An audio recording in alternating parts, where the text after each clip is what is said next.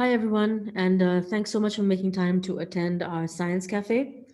Now, for those who are uninitiated with the Science Cafe, this is an initiative of the Bangalore Life Science Cluster Communications Office, and we have within that an initiative called the Science in the City. Now, Science in the City is an umbrella plan or program that provides different avenues for people um, to connect from the cluster, science from the cluster, to people outside.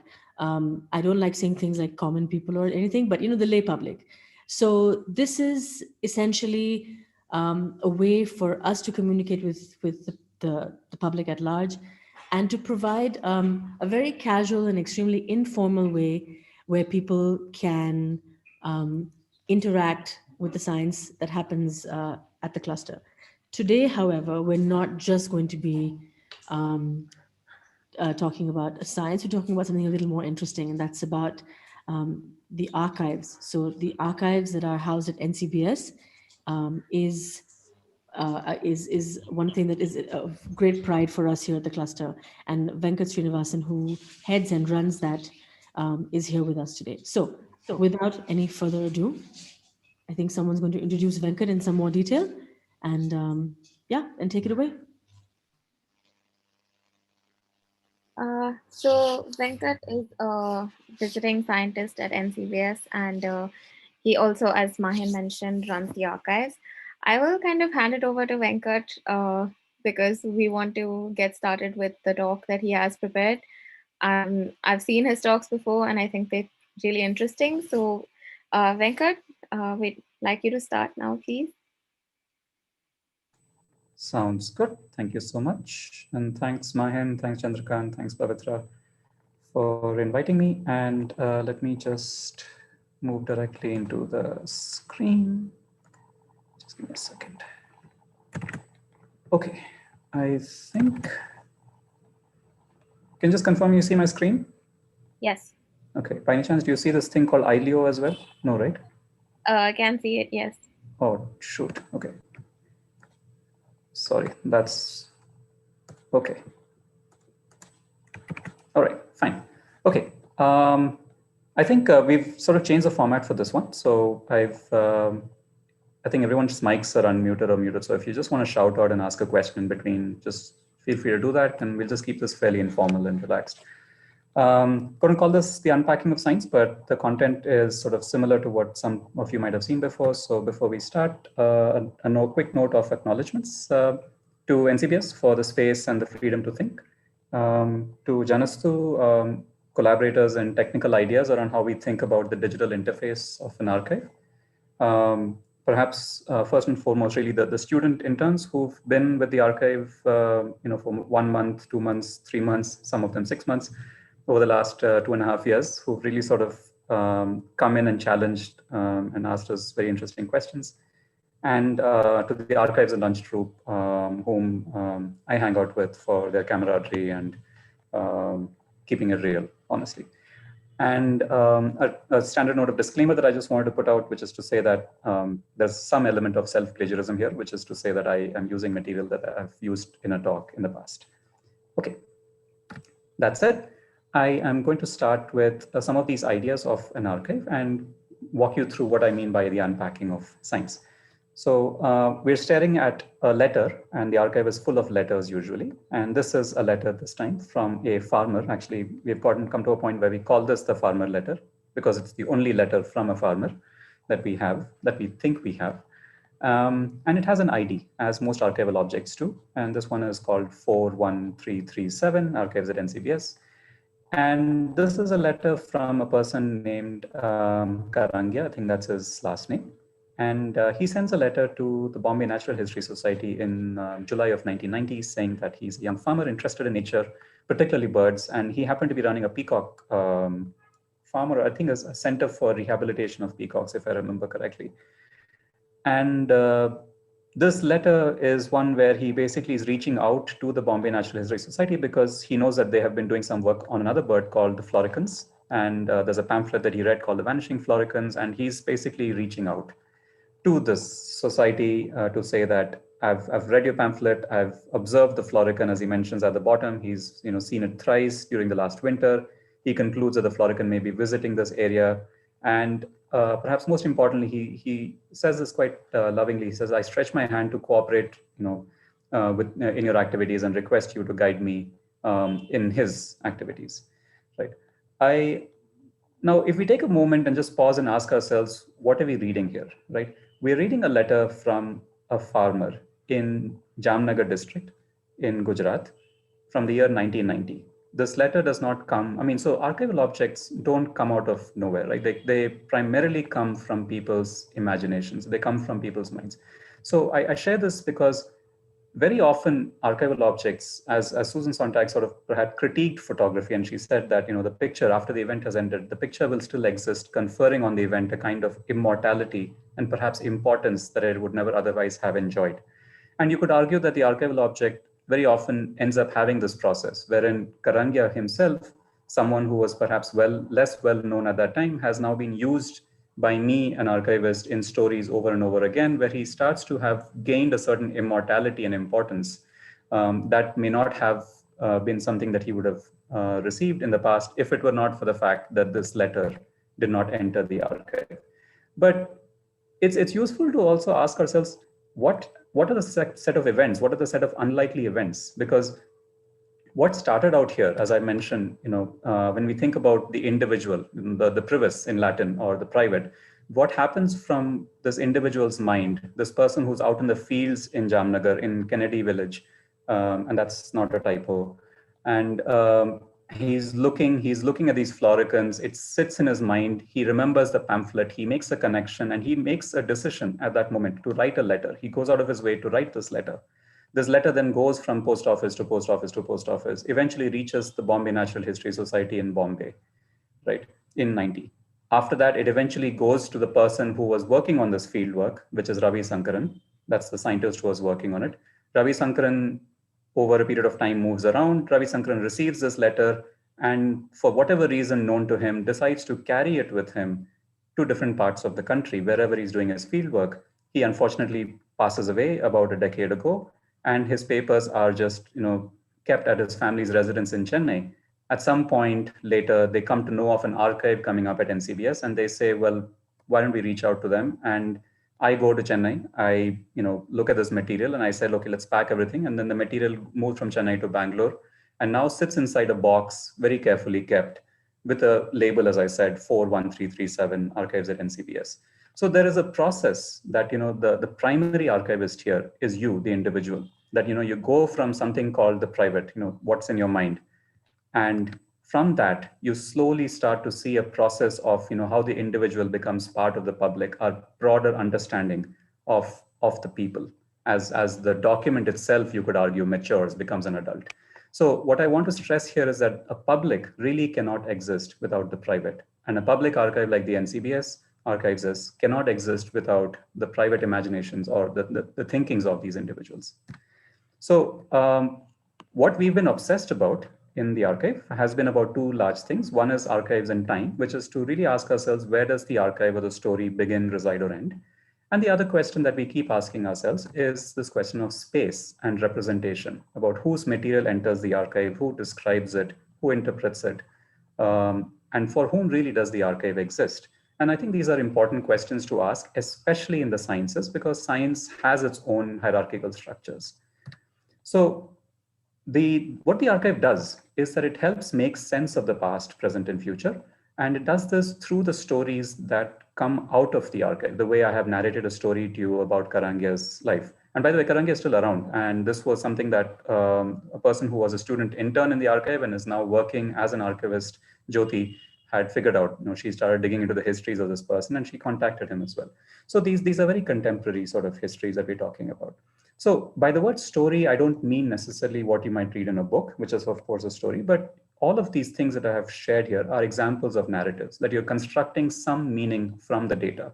It might be a policy paper, it might be a script, but all of these things, including an idea for a research paper, including looking at the archives to look at past diaries and such, all of these are ways in which you construct stories.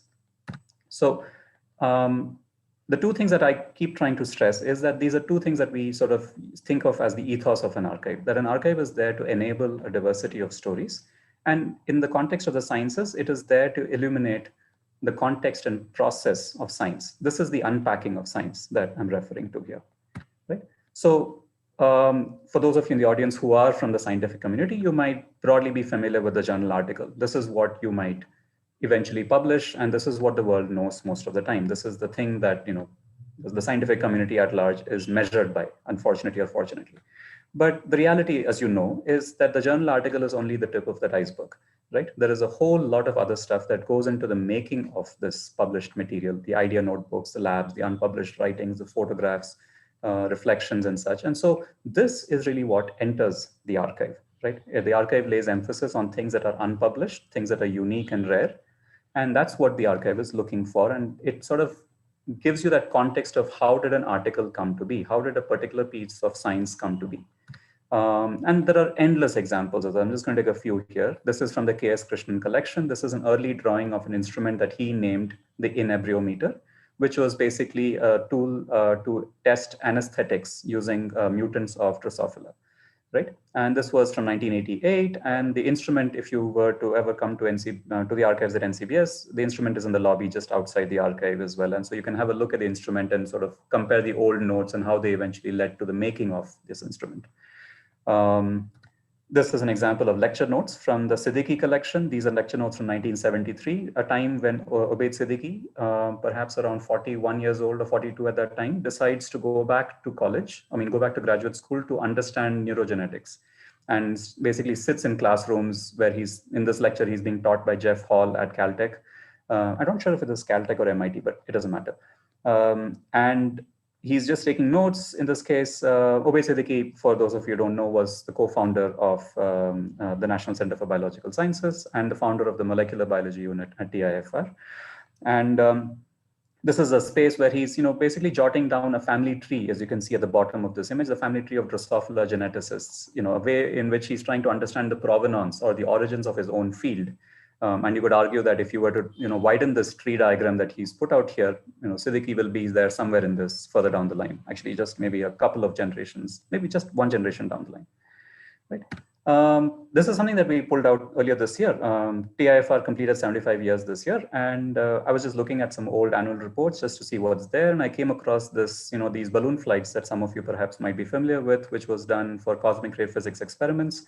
And there's such beautiful images really in this old annual report, which is also available in the archive at NCBS, by the way, if you ever want to go and have a look.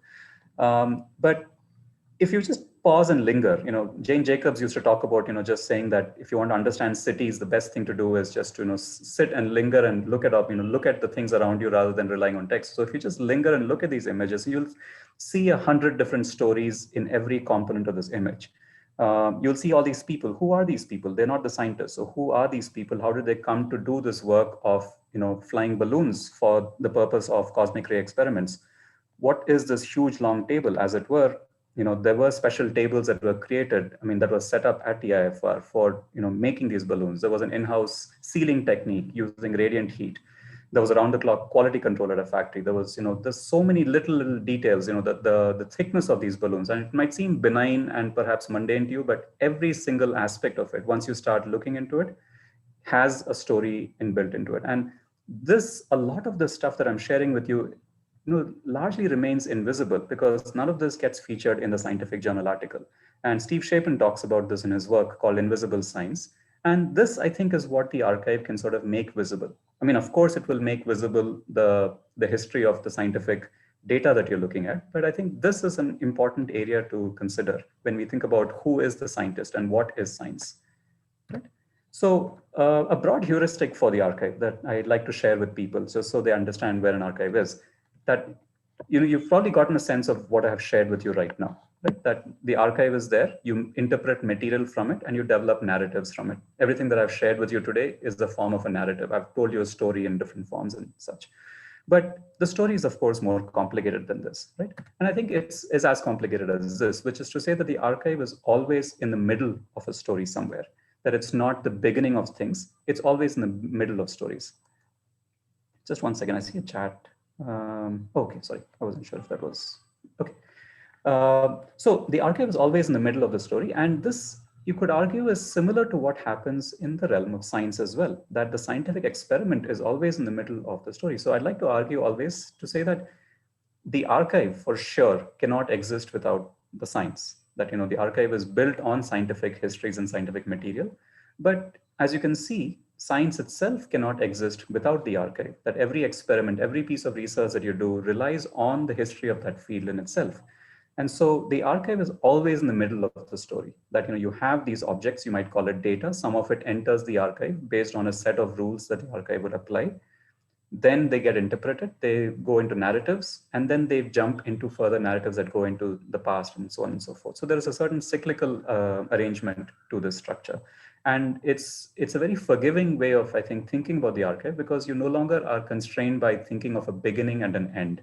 And at every moment, you realize there's a possibility of what you're doing in that moment to be worthy, quote unquote, of an archive. So let's see. If you don't take my words for it, please consider the words of Sidney Brenner, a fairly renowned scientist, and Richard Roberts, who said, save your notes, drafts, and printouts. Today's work is tomorrow's history. This is something that Brenner said in 2007. Brenner's notes, if any of you are interested, are stored at the Gold Spring Harbor Laboratory Archive. They're also available online. If any of you are interested in Brenner's histories, check out the archive at NCBS. Just type his name and you'll find a bunch of documents. But if that's not enough, maybe something a little more dystopian might convince us, which is to, and what Milan Kundera says in his book, The Book of Laughter and Forgetting, is this, that he says the first step in liquidating a people is to erase its memory. You destroy books, culture, and history. Then you have somebody write new books, manufacture a new culture, invent a new history, and before long, the nation will begin to forget what it is and what it was. And there's a question that he puts out, which is it true that a nation cannot cross a desert of organized forgetting? This is perhaps more relevant when we think of political histories across the world, but I think it's also true of science, about what kinds of science do we subvert or do we suppress in the aim of trying to say that this is who discovered something, or this is how a piece of research was done. That there's a constant process of suppressing histories. And the archive is very much complicit in this, because the archive is making decisions of what to keep and what not to keep. But let's just be mindful of these things, because as we go forward, the way history gets written depends on what is actually available to you, right? So there's some things to just consider. So the archive at NCBS is a public collecting archive around the history of the history of contemporary biology in India. Contemporary is about 200 years. India is broadly South Asia, and biology is a very broad sense of that word. If you haven't visited, I encourage you to visit. We, at this point, could take people by appointment. Due to the pandemic, we're not able to just have it open completely to the public, but just send a note to archives@ncbs.res.in, and we'd be happy to look into that. This is the front entrance. We can talk about all the languages here at some point later during the questions, if you'd like. There's a story around that. This is the website if you don't know it. So I encourage you to just go look for it and browse around, get curious, find things. There's just an view of the reading room. When it was just opened, it doesn't look like this anymore, but largely looks clean, I think. Just some other images of the reading room. And the way I'm going to structure today's conversation is around these sort of fields that I've described here. And I'm going to start with the one titled Commons. Yeah. So one of our general philosophies is to think of the archive as a space to strengthen the commons, that it's strengthening public spaces, right? And we want to reimagine the archive as a public space. In the year preceding, we had more than 700 visitors, I think, based upon some of the data, and our research use has been fairly varied. And we really wanted to see the archive as being a centered tool across the sciences, across the historians of science, society, and other kinds of storytellers. So again, there is an unpacking of the science that is done by historians when they write about the science. And there is other kinds of storytellers who might write about science for a public audience. There are a couple of really interesting, there's a podcast on the history of ISRO by a group named All Things Small, which has just come out recently, which I encourage people to check out. But the archive, I think, can recenter itself, sort of, it repositions itself as being the connecting tool across all these different silos that coexist, but don't necessarily speak to each other. So this is something that we're thinking going forward, the archive can and should be doing. We like to call the archive as a co-working space without coffee. Unfortunately, no coffee, but otherwise it's generally a co-working space. And this is an imagination of what the archive is or could be by a student who worked with us. And this was part of her internship project where she had to draw a map of the archive. This is Vaishnavi's work, right? And so this is her imagination of the archive. We have talks very regularly, and so we generally use the space for people to come and just hang out after the talk. And of course, everything is online now, but I think we're hoping that we can bring the same ethos on the web as we do in person there. So moving on to the other sort of section, which is looking at what the archive is doing in terms of outreach, about how does this unpacking of science make itself visible to the public. There are a few different things. We started this series of talks and such where we decided that there is a little bit of science in every single piece of conversation that we have. I mean, so we wanted to not compartmentalize science so much, and we wanted to say that in every single thing that you look around you. So even if you look at something like the Constitution, which was obviously continues to be a highly debated topic these days. We thought let's invite Gautam Bhatia and Malvika Prasad to give an introduction to the Constitution so that people get a sense of how a document like this was built in the first place. So this is a context series that we started earlier this year. We run a readings and screening series where we look at, this was a biographical note on Abdus Salam with the director Anand Kamlakar, who was also there for this conversation. So this is a readings and screenings series that we try and run. We started a new venture earlier this year, actually this summer, called Scrolls and Leaves. This is in collaboration, actually supported by India Alliance and India Bioscience, but the work and credit largely goes to Gayatri, Mary Rose, and Nikhil, who are the three people involved in conceptualizing and sort of leading this podcast. So I encourage you, if you haven't, to please go check out scrollsandleaves.com to at least listen to the first 2 episodes and the chat rooms which go out every alternate week. And this is a way of looking at the intersection of science, culture, and history. Again, looking at objects from the archive and trying to find ways in which those stories resonate in today's times. And the first episode is on pandemics and borders, looking at a historic pandemic. So I will leave it at that. But perhaps the most common way in which the outreach has happened over the last 2.5 years or so has been through a public lecture series that we run. And maybe some of you have attended some of these lectures. These started in 2018, March, and most of these posters are by Aditi. I don't know if she's around in the audience. But what we try and do here is, again, we are inviting people from a variety of backgrounds, variety of disciplines, and to talk about their body of work or their service over the course of their lives. And there will always be an element of science somewhere in their talk, that we don't care so much about trying to find a particular scientist to talk about their science. We want to find people from different fields, and then we try and look for the science in their field or their discipline. And that's how we've structured this. So there is an element of history, science, and culture in these talks, as you might see. And most of these talks are recorded and available online. The next one is coming up in the middle of November, so stay tuned for that one. So we do a bunch of collaborations as well, right? So in terms of how we think about science again, and these are a few different things. So for instance, we have done collaborations with the Center for Public History in Srishti, where we have run workshops with them on oral history and public history. So very often the written record is not sufficient. And so we rely on the oral records to understand the histories of particular fields. We have a fairly significant collection of oral history interviews at the archives at NCBS. And we again encourage you to come and have a look. And you don't need to be there in person. So if you have research queries, we can cater to all those queries online. And we continue to do that during this pandemic period. We worked with the British Library on a bunch of digitization standards, which is something that we just wanted to make visible to the public. And we had about 45 different archivists from across the country come to Bangalore, to our center, to understand and talk about this. Hari Sridhar, a collaborator whom we're working with for the last 2 years or more, perhaps, is doing an extraordinary project looking at the history of conservation in India. And this is something that we're quite excited to look at, and we're quite honored that he's considered to collaborate with us on this project. We are developing a consortium of archives called Mili, which is a consortium of science archives to begin with, but we think it can broaden, and I'll talk about that a little later.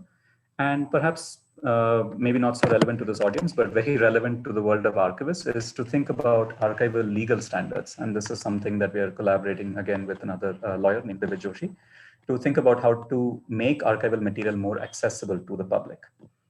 So I brought up this idea initially of the archives as a crucible, as in I'd mentioned the energy that student interns have provided, and we really think that the work that the students have done, and I think this for us is perhaps one of the main purposes of the archive, that it's there to reignite education and build a culture of archival thinking. We're very grateful to the 48 odd students who applied and spent some time with us, and they've come from these dozen plus disciplines that I mentioned at the bottom of the screen. And this is not an attempt to make people archivists. We can't do that. I'm not trained as an archivist myself, but it is really to build this culture of archival thinking, to linger, as Jane Jacobs said, to look at the material, to constantly see interpretations, to question and read between the lines. And this critical sort of thinking is really what we're hoping we can develop through the processes of the archive. And many of these students are students with a science background, and they come and hang out with us to just get a sense of their own fields, to see what the history of their field is or what the socio-cultural aspects of their field is. So we're quite excited by their presence. And as I mentioned in the beginning, the questions they ask sort of constantly push us going forward. So just a quick shout out to most of the names that you see here are students. Maybe about 75% of the names are students. The others are people who hung out with us and just helped us out.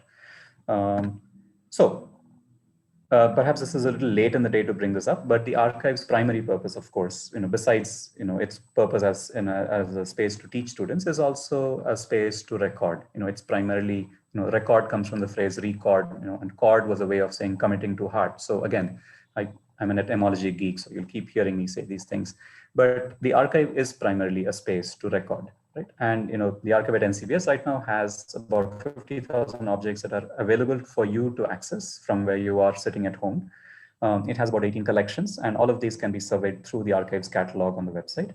But there are a dozen new collections that we are processing at this point as we speak, including material around the histories of the silk industry in Mysore, the agricultural teaching manuals from the 1960s.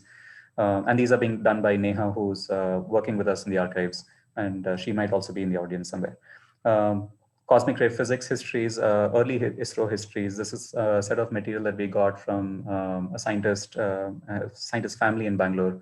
And while this doesn't fit the biology focus that we have, we've decided to take it on and catalog it well and keep it here in case there's an archive in the future that wishes to keep it at their archive. So we figured that if we don't do this, it's going to get lost. So sometimes we're just doing this on a pro bono basis for others. Also, the material is pretty interesting. We do some conservation work. When I say we, I mean, a lot of this has been done by Abhishek Banerjee, who continues to work with us as a consultant. And this was an image. This is some work that he did on conserving a 1939 image. This is from the Obaid Siddiqui collection, from Obaid's personal family collection. And the image on the left is how it used to be, and the image on the right is the converted, the conserved version of it. And Abhishek is usually around the archives if any of you wants to come and have a look at it. So conservation is something that we have to think about. Even that earlier farmer letter that I had shown you is something that we have to think about for the longevity of these documents. Preservation and disaster management is something that we had started to look at earlier this year, and this has been spearheaded by Neha, who's been looking at developing protocols for disaster preparedness and preparing for emergencies. And this is very important because, I've just shared an image of a fire in Brazil, and maybe some of you read this in the newspapers a couple of years ago. And this happens more often than we would like to imagine. So it's quite important for us to try and figure out ways to set protocols. And again, we're trying to make this material visible and accessible to the public. What we do is relevant to a variety of archives in the country, and we think, we might as well make these available as a public resource. So I want to jump into a couple of last few things to think about here, which is stories. That I'd mentioned earlier that the purpose, one of the main missions of an archive is to enable a diversity of stories. And we have a couple of stories that we've put out, which again are available for you to sit at home and walk through. And there's a section called stories at the top of the archives page. And you can just click on that and you'll be directed to this one story that we put out about 4 years ago. But the material continues to surface in various ways. And this is a story called 13 Ways that's looking at various ways. That's basically 13 ways of looking at the history of one institution called NCBS. But I won't go into the details of this. You can explore this at leisure. we're quite excited about one student project that was done by Nitila and Kailas, largely around the history of Drosophila, which was on the Google Arts and Culture platform. And this is also available on their platform. And we'd be very happy to work with other students if there are any students in the audience who wish to work with us on developing stories on this platform using material from the archives. So again, this is available for you to check out at home. Uh, we have done a few pop-up exhibitions. This is something that we've been experimenting with starting the middle of last year. This started with Divya's exhibition called Cerebral Romance Diaries, and the brochures for this are still available in the archive. This was a solo exhibition by Divya for a few months, and we wanted to do this on an individual sort of ad hoc basis. Aparna's exhibition, which started around Christmas last year and went on for a month or so, I think, was another exhibition. And we have a couple more coming up, hopefully this year, or maybe later this year, or whenever we are able to host people on site.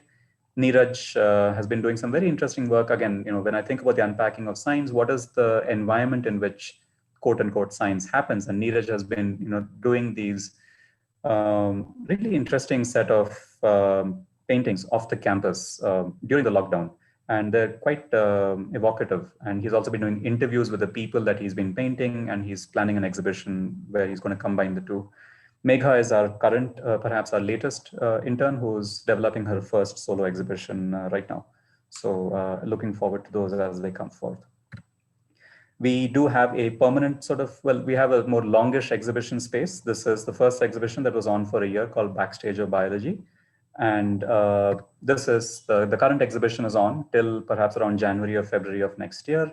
The date on the poster is incorrect because of the lockdown. We've just decided to extend the exhibition. This one's titled Herbs, Maps, and Medicine, and it looks at, a 2 millennia history of herbs, maps, and medicine, looking at the connections between India and other parts of the world in terms of this knowledge trade, and thinking of the room itself is designed as a marketplace of ideas is generally the focus thing.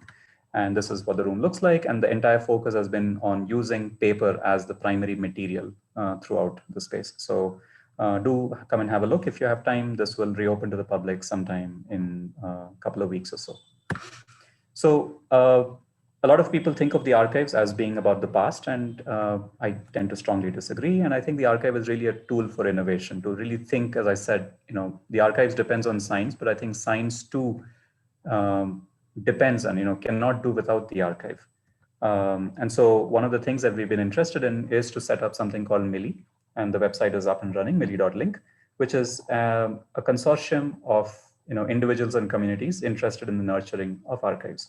And the intent here is to go really towards an open network of archives. And etymologically, again, the phrase Mili comes from a variety of different languages, where it means different things and in different languages. But all of these speak to us about the philosophy of Mili, which is that it's really a community exercise where you're focusing on the archive, which is always in between stories. It's a space where you can find a variety of stories, and it's a space where every single object can lead to hundreds and thousands of ways of thinking. And this is something that we want to sort of nurture as we go forward. Looks like a slightly complicated algorithm, sort of our flowchart, but all we need to think about here is the center space, which is, Mili is simply a space to develop platforms for three areas. One, discovery of material from a variety of archives in the country. And technically, we know how to do this. This is not a technical problem. This is really an administrative issue that we have to deal with. Two, setting up a space for interpreting. Can we have multiple people, you, the visitor, can you interpret the material, and can your interpretation, your way of looking at it, can that be fed back into the archive so that a third person who comes along later benefits from your way of seeing things? And then third is narration, which is really meant for schools and colleges. As can we build narrative tools so that a college student can develop stories from the archive? So we're building widgets, online storytelling widgets for people to see the narratives in the archive. Because we feel that if you see a story, you will begin to realize, we tend to be attached to stories. And if you do that, we can easily show how to deconstruct a story as being from an archive. So Mili is the sort of conceptual area that I hope you'll go and check the website out in the days and weeks to come. I'm going to skip this just in the interest of time and just to have more of a conversation with folks here. But just to say that if we do set up a common space like this, again, this is a way to strengthen the commons, and we can really think about developing a variety of common tools, whether it's legal standards, interoperability, nurturing new archives, nurturing a set of scholars who are artists, archivists, um, set up residencies, maybe even set up an internship program where we have students jumping from one archive to another, sort of making linkages. So a lot of this is very much possible if we set up a common space like this. And finally, I think I want to sort of touch upon the idea of futures that, I've spoken so much about the archive, but one thing that I had mentioned initially, which is that the archive is there to enable a diversity of stories going forward. And I want to touch back at the initial letter that I had mentioned to you, Karangia's the farmer letter. And so when I every time I look at that letter, I'm quite touched by what was going on, because it just seemed very unlikely that this should have even happened. And I was reminded by Toni Morrison's essay, The Site of Memory, where she says the act of imagination is bound with memory. Right? It really starts in that moment where you're thinking, where you're connecting the dots, and you make a document. And the word document itself has its origins. It's supposed to teach. It's a lesson. And I think that origin of the word and the way the archive, I think, the documents of the archive, we hope are tools to teach people. So on that note, I'm just going to end on maybe a slightly lighter note and a note of embarrassment for myself, which is this envelope that you see here, which was sent in, I think 2000. Yeah, I think it's 2000. Yeah, I think it says that there. This was sent to Obaid Siddiqui. And as you can see, the address, help much. It just says Tata Institute of Fundamental Research, Bombay, India. And then I think the post office perhaps added the word Kolaba, which I think is Kolaba.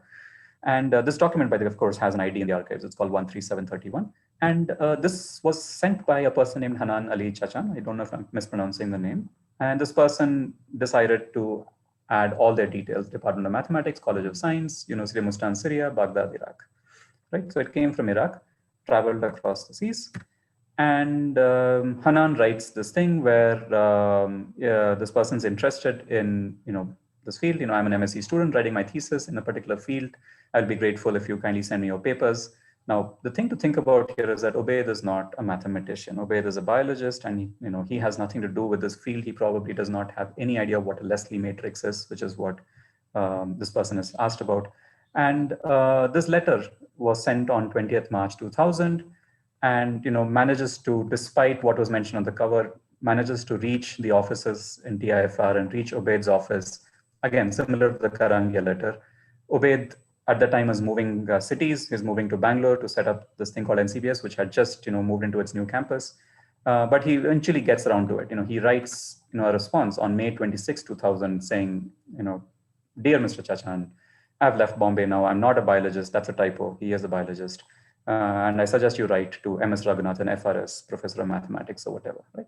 And Professor Raghunathan is an eminent mathematician. That is an understatement. He is quite eminent, yes.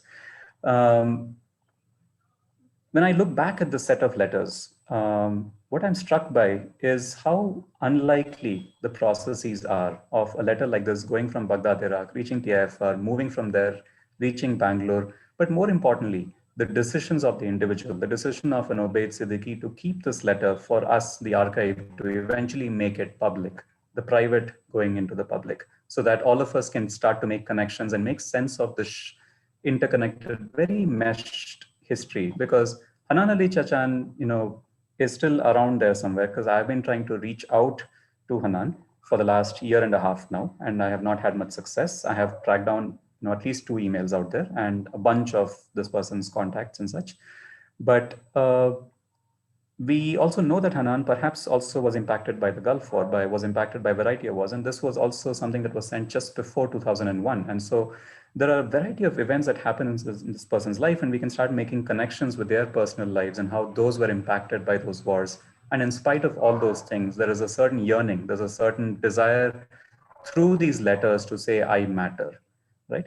And they don't realize it in the moment, but that's what is happening over the course of time, where you start to give it that same immortality that Sontag mentioned, which I had mentioned early on. But I think that immortality is very important here because it contextualizes the science. It contextualizes how did science happen, who was responding to whom, why did some things happen the way they did.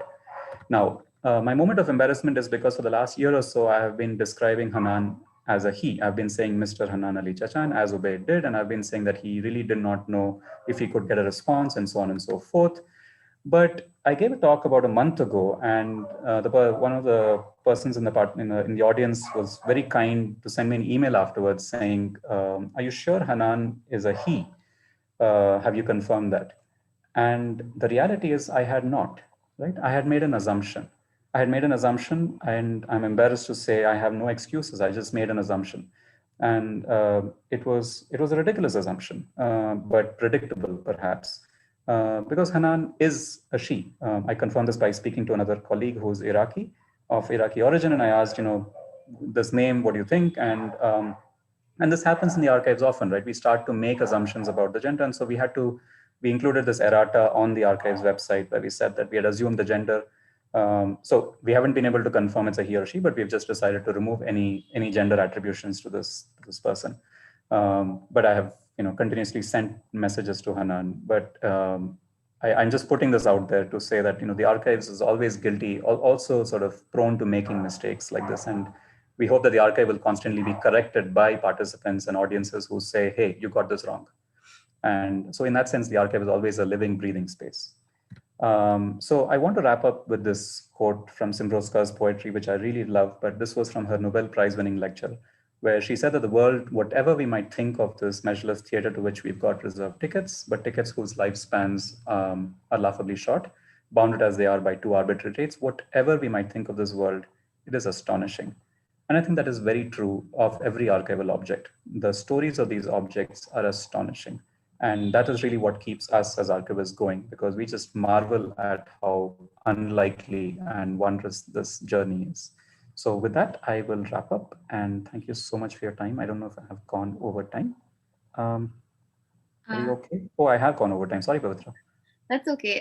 Thanks, Venkat. I think you brought up a lot of interesting points, and we've got some questions. But first, I wanted to raise one since you mentioned that, we make mistakes while archiving and, that kind of thing, which is tied into, what is the criteria for some data or a record to make it to the archives?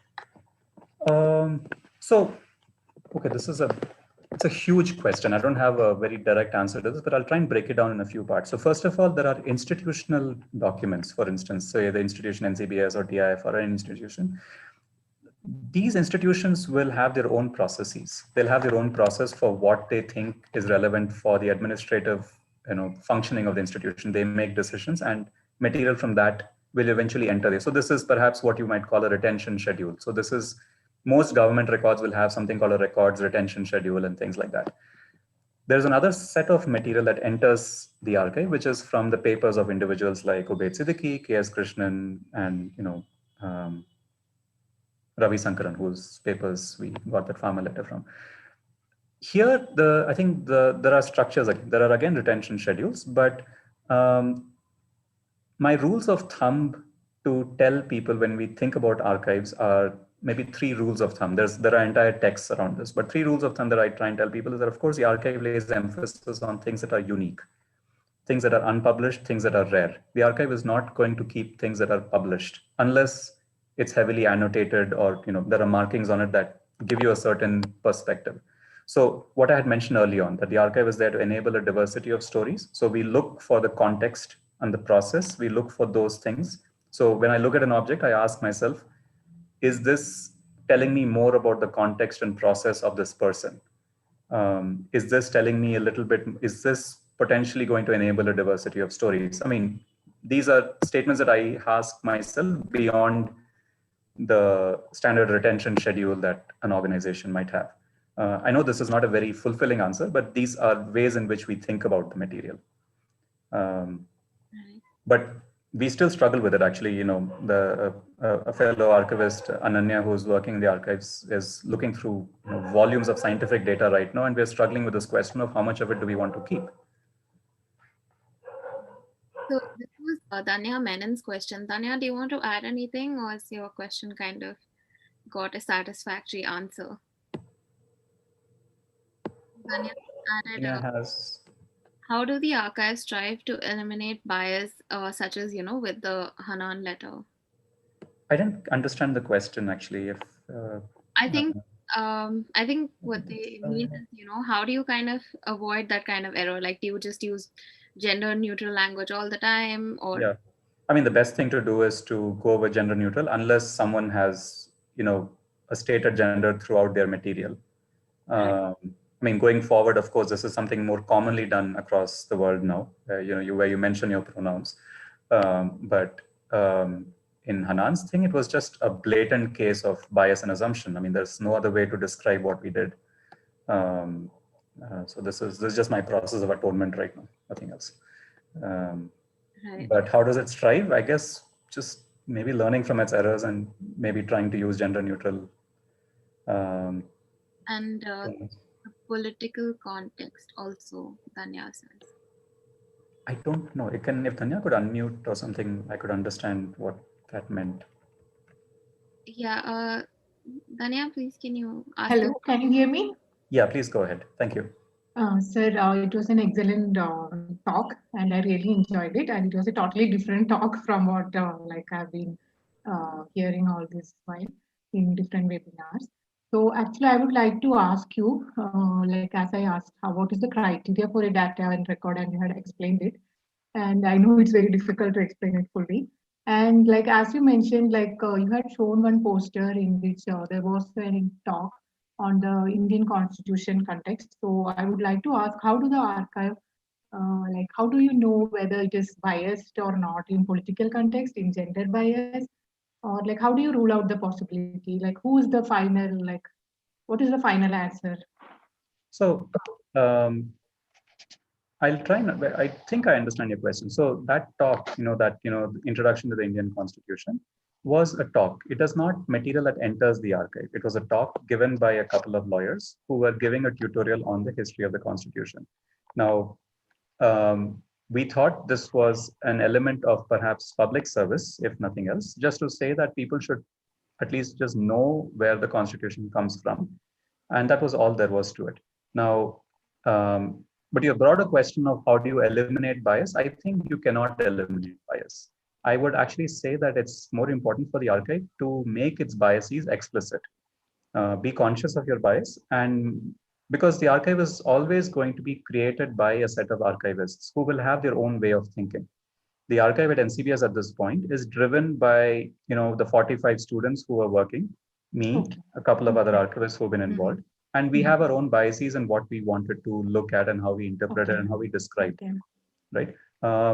I think the only way an archive can cover and make sure that histories are not convenient is by having a diverse set of archivists, for that matter, going forward. Which doesn't mean that you're constantly looking for people across the political spectrum. It just simply means that you allow for different kinds of interpretation to coexist.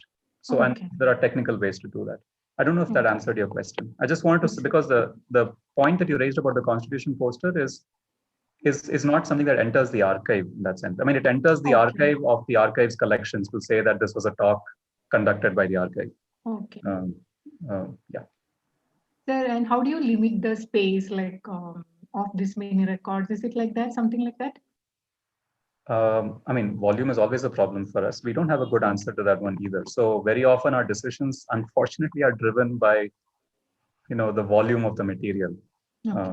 It's a very unfortunate reality for paper-based material, and the archive at NCBS is still largely paper-driven because it's collecting material from the 20th century.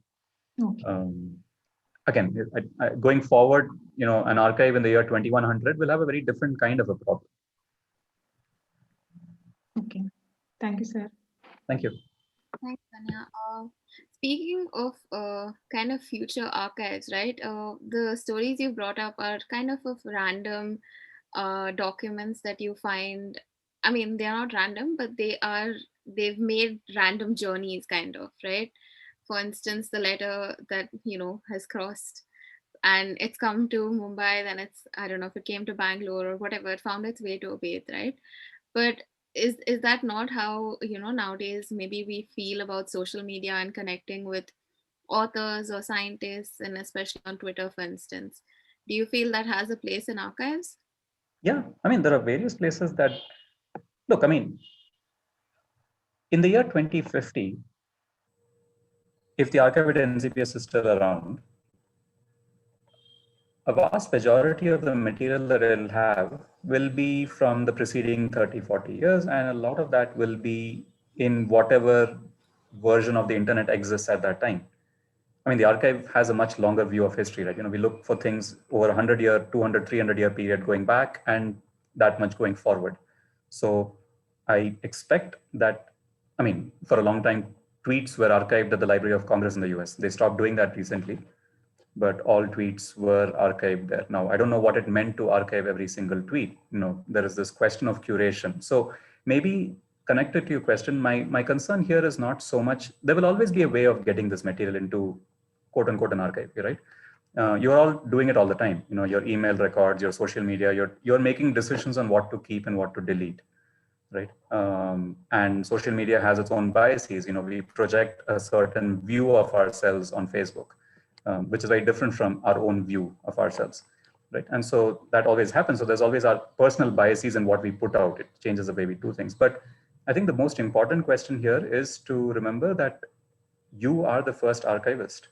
The archive only comes in later. You are making decisions on what to curate from your lives, and the archive will only respond to your decisions. So the technical aspects of how it enters the archive are, I think, for me, more procedural. The intellectual task is in your hands. When in every single message, and that's, I don't know. So what I would say is that we should be better curators of our lives if we wish for the material, if we wish to make sense of it going forward. Otherwise, we're basically hitting ourselves in the foot.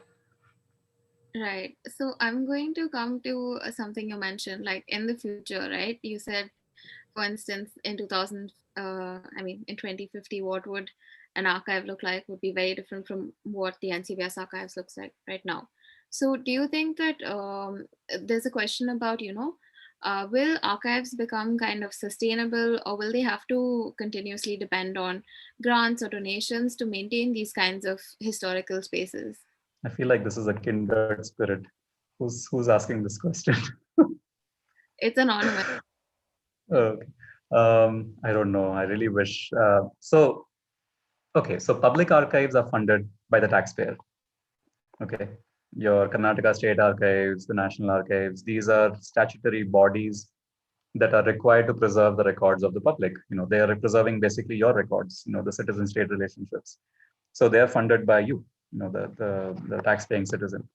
There are corporate archives that are funded by the corporation, because these archives depend, they are, the corporation relies on the archive for understanding its own legacy. Okay. And archive at NCBS is, is kind of somewhere in between. It's funded partly through, taxpayer money because we're at a public institution, and partly through endowment funds in terms of, individuals who get hired or whatever like that. Going forward, I think archives, the Mili consortium idea that we put out, I think we need to have a three-pronged funding approach. At least that's the way I see it, that the government has to be involved. And by government, I basically mean the taxpayers, the citizens. So the government is nothing but us. No. So we have to figure out a way for getting money through government grants, because I think the archive is a reflection of the citizen. The second aspect is we need to rely on philanthropic funding. I think there is no way around it. Historically, that's been the case. The Goethe archives in Germany was basically an endowment of an entire building to set up the archives of the papers of, an archive with the papers of Goethe. Right? So that was done by a benefactor, back in the day, and that tradition still continues. So we do need those, that kind of a stimulus. And then finally, I think we need individual engagement. So I think more than funding, I think the funding will eventually come. I don't worry too much about funding, because I think what we need to worry more about is relevance and awareness. If we make people realize that the archive is what I call an unmet unneed, Like you don't quite know that you need it, but once you realize it, you can't do without it. It's a little bit like, the smartphone in 2006. Um, that didn't really care for it, didn't really depend on it. Like 2008, suddenly like the world is clamoring for smartphones. So I think this is the way I see the archive. That you have to make people realize that they need it, and so you have to give that awareness to people. So I don't know. Yeah. So, coming to that, about the need for archives, kind of, do you feel that there's a way for them to be a part of active research? I think you've written about, for instance, the first study about the coronavirus, for instance, is there a way for it to shape what's happening now, even if it's quite old? I absolutely think so. Actually, one of my colleagues at NCBS, Shannon, whom all of you know well, of course, I think she mentioned that one of her colleagues, relied on our archives quite regularly for his work. And I strongly think that people at on different campuses just need to visit the archives because I'll give you an example. The Siddiqui Papers has a section called Idea Notebooks. And these are basically, page after page of ideas that, Obey Siddiqui was putting together as he was working on his research. Now, most people who work in the sciences should obviously know that not all ideas become an experiment. Not all ideas become a journal paper 2 years later. Ideas stay as ideas for a variety of reasons, socio-political reasons, financial reasons, technical reasons. But that doesn't mean that an idea should remain an idea forever, right? So if you visit the archive, I mean, I sincerely believe that, you spend some time in the archives, you basically have like hundreds of grant proposals waiting to be written. So that's just something to consider. We've had students who've come and looked, I mean, who have come and looked at some of the research diaries. And these are students who worked in a particular field site in Rajasthan and realized that 30 years ago, a scientist had visited the same field site, and they were looking at the diary entries of the same field site from 30 years ago, which is what they were doing today. So there's a way in which you can also do temporal analysis. Yeah. So, but yeah, I mean, you're speaking to an evangelist here. So. So I think that also pertains to a question about, exhibitions and archives, the connection between those. I think it just brings it to a larger forum. Is that one way to look at it? Sorry, what do you mean by the exhibition? No, so the question is, what is the connection between exhibitions and archives? So, Okay. Okay. A simple way to think about this is a way to look back at that heuristic that I had drawn earlier of where the archive was at the center, and then you had interpretations that lead to narratives. All exhibitions are narratives. Okay. The archive itself, if you want to be really meta about it, is a narrative. It's the narrative of the archivist, in a way you could argue. But exhibitions are narratives that are drawn from some interpretation of data. And the archive is a space that describes data for you to find.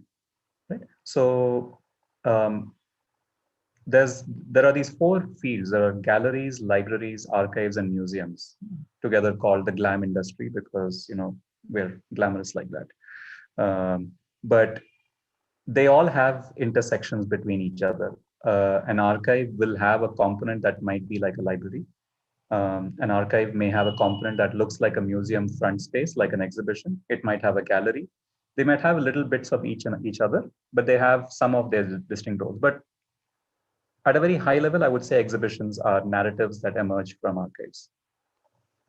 Hey, everything emerges from an archive. You don't have a choice about this. okay, awesome. So, Vishaharani has a question about the duration of archiving, and if they want to add something to their question, they can unmute and go ahead.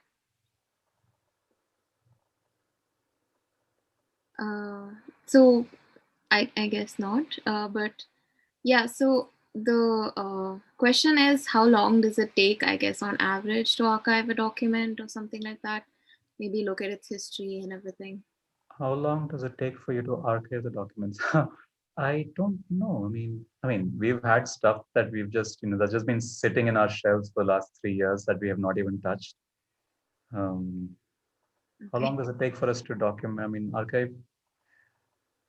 I don't have a good answer. I mean, it depends on the complexity of the material, to be very honest. I mean, it can take weeks to months, but weeks is, if we're working on it in a concerted way, probably weeks. I actually noticed that even Neha is here in the audience. Neha, if you feel like unmuting and talking about it, feel free to do so. But yeah. Yeah, hi Venkat. So Pavitra, it's difficult. It depends. So I'll just share my personal experience that to me it takes a lot of time because I read and reread the document again and again to get a feel of it, where to place it, how to place it, and all. So it depends on the collection and the volume of material you're receiving, and depends on the archivist as well. Yeah. Okay. Thanks, Neha, for jumping in. I think that answers the question that we got from Vishaharani.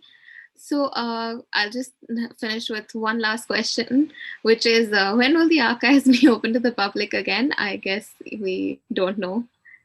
Well, I don't know. I mean, so I think we'll have to look at what the campus policy is, but we are gearing to make it open to people. So we are at this point, if you wish to come to the archive, you can just send an email to archives@ncbs.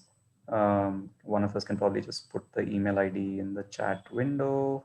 Yeah, I think it's there in, it was there at the start as well. Right. I mean, just send if you wish to just visit. Now, if you want to use the archive, you can do that by going and looking at the catalog on the archive's website. That is available to you sitting where you are, and we have access to the server and we can make it available there. But we can take people by appointment at this point. We just need to, we have limitations in number of people that we can host in a certain space, that sort of thing. And we are gearing up to reopen the exhibition in the archive. So yeah, we'll probably put some word out. But at this point, I would say if you want to come, just send a note. Okay, awesome. So for whoever is interested or wants to pass it on to their friends, please do so. And one last thing is, if people want to join the archives, as you mentioned, probably just write to archives for future internships and things, right? Correct. Yeah. If they want to do internships, they just send an email to, I mean, or they can just go to the archives.ncbs page. There's an internship tab on the top, and they can see if that's what they want to do. Okay. Thank you so much, Venkat. And thank you to everybody for joining us for this chat about archives and unpacking science. And it will be available on YouTube. So, share it if you ever wonder what it means to have an archive. Okay. Good. Yeah. And most importantly, those of you who are still here, remember to save your papers. Yeah, definitely. Or at least curate your lives in a way that you think an archive might benefit from it. Yeah, but don't become a hoarder. Okay. Thanks, everyone. Have a good evening.